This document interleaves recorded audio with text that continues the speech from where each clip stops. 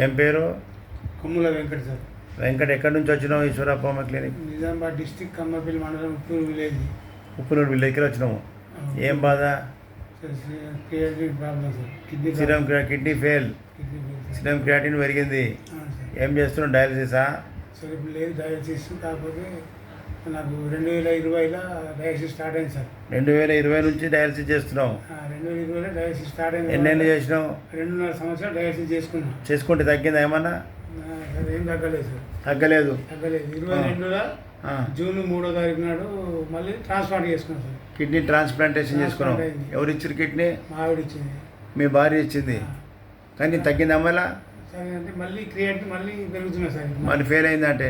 మళ్ళీ ఫెయిల్ అయింది. ట్రాన్స్ప్లాంటేషన్ చేసినా నీకు తగ్గలేదు. తగ్గలేదు సార్. ఇప్పుడు ఆమెకు ప్రాబ్లం అవుతుంది, నీకు ప్రాబ్లం అవుతుంది. ఇవన్నీ ట్రాన్స్ప్లాంటేషన్ చేస్తే పోయేది కాదు. ఉన్న కిడ్నీ మంచిగా చేసే మందు హోమియోపతిలో ఉన్నది. హోమియోపతిలో మంచిగా వాడుకోవాలి, చెప్పినట్టు వినాలి. పచ్చళ్ళు చేస్తే కిడ్నీ మంచిగా కుదురుకుంటుంది. ఓకేనా? Okay sir.